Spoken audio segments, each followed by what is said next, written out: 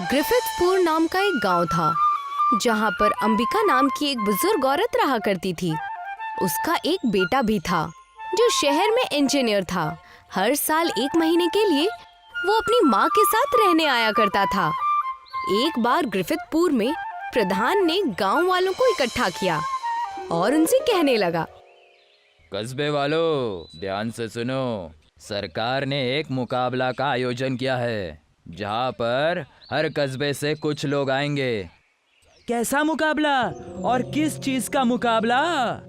Cycle का मुकाबला होगा और जो भी ये मुकाबला जीतेगा उसे 5 लाख रुपयों का इनाम मिलेगा। क्या सच में? अगर ऐसा है तो मैं भी इसमें हिस्सा लूंगा। नहीं ले पाओगे बच्चे, क्योंकि ये मुकाबला बुजुर्ग औरतों के लिए ही है। एक मुकाबला पहले कस्बे में मुनक्किद की जाएगी, जिसमें पहले और दूसरे जगह पे जो आएगा वो आगे दूसरे कस्बे वालों के साथ 5 लाख रुपयों के लिए मुकाबला में हिस्सा लेगा।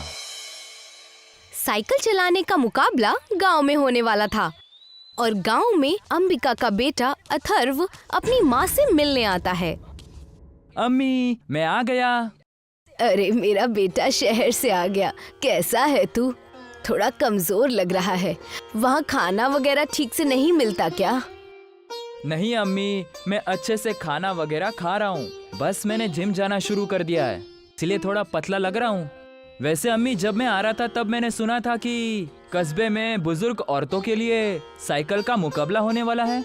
आप उसमें हिस्सा क्यों नहीं ले रही? बेटा, मैं ठीक से चल भी नहीं पाती हूँ। साइकिल तो दूर की बात है। बचपन में खूब साइकिल चलाया करती थी, अब तो साइकिल पर बैठ भी नहीं पाती हूँ। काश मैं उस मुकाबले में भाग ले पाती। ये सुनकर अथर्व परेशान हो जाता है। वो मन ही मन सोचता है कि अगर मैं अपनी माँ का ख्वाब पूरा नहीं कर सकता तो मैं किस काम का। अथर्व अपनी माँ से कहता है, अम्मी, आप बेफिक्र रहिए। मैं तब तक चैन से नहीं बैठूंगा जब तक मैं आपके लिए साइकिल ना बना लूं। अथर्व अपने घर के आंगन में साइकिल बनाना शुरू कर देता है। अंबिका गांव में होने वाले साइकिल रेस मुकाबले में नाम लिखाने प्रधान के दफ्तर में पहुंचती है, जहां पर प्रधान और उसकी बीवी चमेली बैठी हुई थी। चमेली अंबिका को देखकर कहती है, आओ अंबिका आओ, यहाँ कैसे आना हुआ? कोई काम आ गया क्या? दरअसल मैं भी गांव में होने वाले मुकाबले में नाम लिखवाना चाहती हूँ। ठीक है, मैं तुम्हारा भी नाम लिख देता हूँ। मगर तुम जानती हो ना कि ये धीरे चलने का रेस नहीं है, बल्कि साइकिल रेस है। अंबिका अपना नाम लिखवाकर वहाँ से चली जाती है और दूसरी ओर अथर्व लकड़ी की साइकिल बना देता है और माँ अंबिका के पास ले जाता है। अम्मी, मैंने साइकिल बनाकर तैयार कर दी है, इस पर एक बार बैठकर देखिए। हाँ बेटा। अंबिका साइकिल पर बैठ तो जाती है, मगर साइकिल को आगे नहीं चला पाती। उसके पैर में जोर से दर्द होना शुरू हो जाता है। वो साइकिल से नीचे उतर जाती है और अथर्व से कहती है, बेटा, अब मेरी उम्र हो गई है, मुझसे साइकिल नहीं चल पाएगी। मैं जाकर अपना नाम मुकाबले से हटवा दूंगी। तुम्हारा बहुत बहुत शुक्रिया, मगर कई बार जो ख्वाब हम देखते हैं उनका सच होना जरूरी नहीं है। ये सुनकर अथर्व मायूस हो जाता है और साइकिल को लेकर नदी के पास चला जाता है। मेरी अम्मी ने मुझे इतना पढ़ाया, मेरी स्कूल की फीस भरी और मैं उनके लिए कुछ नहीं कर पाया। लालच है मुझ पर, मेरा इंजीनियर बनने का कोई फायदा नहीं है। अथर्व साइकिल नदी में फेंक देता है।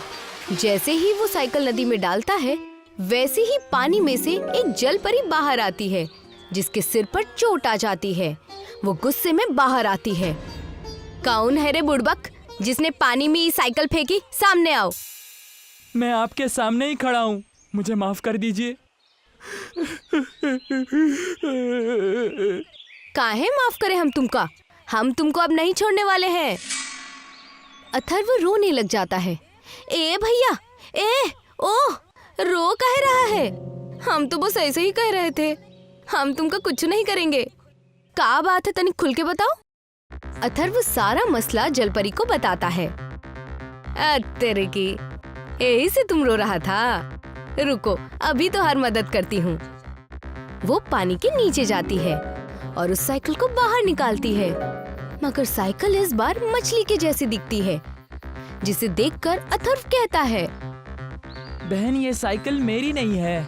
ई साइकिल जादुई है, बिल्कुल स्पेशल साइकिल है। बैठोगे तो एकदम फुटफुटाए के चलेगी, एकदम डूर करके। ले जाओ और अपनी अम्मा को दे दो, हम निकलते हैं। ये कहकर परी वहाँ से निकल जाती है और अथर्व साइकिल अपने घर ले जाता है। घर जाते ही अथर्व अपनी माँ अंबिका को बाहर बुलाता है। अंबिका मछली साइकिल देखकर एकदम हैरान रह जाती है। अरे अथर्व, ये तो बड़ी ही विचित्र साइकिल है। अम्मी, इस पर बैठकर देखिए। अंबिका साइकिल के पास जाकर उस पर बैठती है और वो साइकिल चलाने लगती है। साइकिल बड़ी ही तेजी से चलने लगती है। वाह बेटा, ये मछली साइकिल तो बड़ी ही कमाल की है। इसकी रफ्तार तो लाजवाब है। अब मुझे खुद पर यकीन हो रहा है कि मैं मुकाबले में हिस्सा ले पाऊंगी। अथर्व अपनी माँ को साइकिल चलाता देखकर बेहद खुश था। गांव में साइकिल के मुकाबले का दिन आ जाता है, जहाँ पर प्रधान की बीवी चमेली भी हिस्सा लेती है। जैसे ही अंबिका, चमेली हंसने लगती है और अंबिका से कहती है,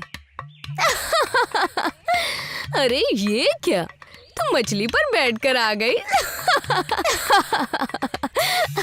ये मछली साइकिल है चमेली, ये सबसे बेहतरीन साइकिल है।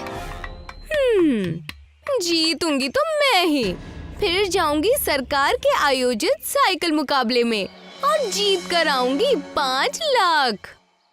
मुकाबला शुरू होता है। 1, 2, 3। बंदूक की आवाज सुनते ही सब साइकिल चलाने लगते हैं। अंबिका की मछली साइकिल सबसे तेज चलती है और अंबिका के पीछे पूरी जान लगाकर चमेली साइकिल चला रही थी। अरे, ये तो काफी तेज साइकिल चला रही है। अंबिका साइकिल मुकाबला जीत जाती है और चमेली दूसरी जगह पर आती है।